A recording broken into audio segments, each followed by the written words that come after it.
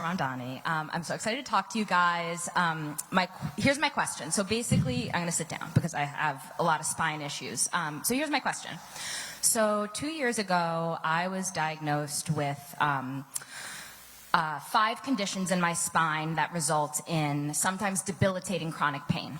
And I had to quit my full-time job at the time because it was not like, it was a very physical job. It was an education-related job. I signed a contract in March to be a first grade teacher this school year, and 3 days before I was supposed to start, I learned that the school would not accommodate my physical disability. And so now I'm out of work, and I'm also an artist. I'm also a 4th generation New Yorker. My mom's family has been New Yorkers as long as we've been Americans. Okay, so here's my question. I joined your campaign, Mr. Mamdani, because I love everything you stand for. And so my question is twofold. One, how are you going to fix Accessoride?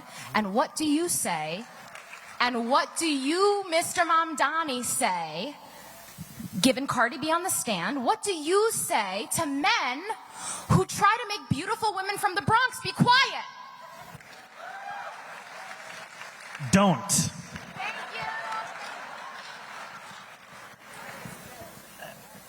You know, and I think I have to say that every time I sit and talk to Senator Sanders, he will always bring up health care.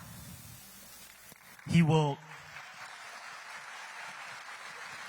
bring up the importance of it, the necessity of it, and the fact that we need not wait for a federal government to understand our own role in reckoning with this broken system. And I think of Accessoride as one of many examples of city government's own failures. I have been guilty in the beginnings of my politics of thinking that if I were to admit the incompetence, the inefficiencies, the failures of the public sector, I would be inviting critique of the existence of that sector. But when you do not admit those things, when you do not reckon with those betrayals, those failures, you make it seem as if you do not care about the outcomes of that sector.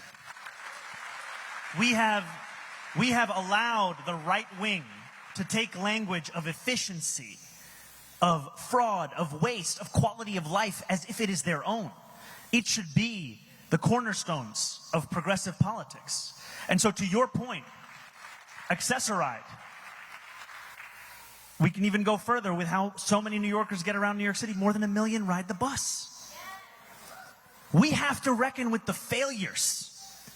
And one of the first things I will be doing when I get to City Hall, with the help of each and every one of you, is to audit the entirety of the work that we do and that we fund. Because we need to deliver excellence.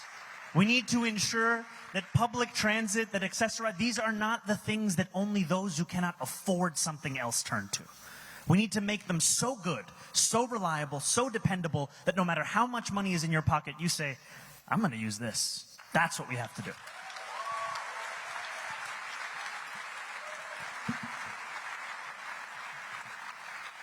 Zohran raises 2 important issues.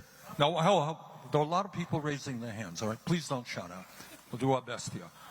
But just I want to comment on one point, and I want everybody to understand this in their souls.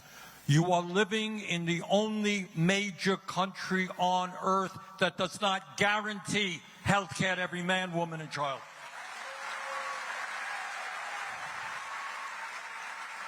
Over 40% of Americans who are struggling with cancer go bankrupt or deplete their life savings. That's 500,000 people go bankrupt because of medical bills. That is cruel, immoral, absurd.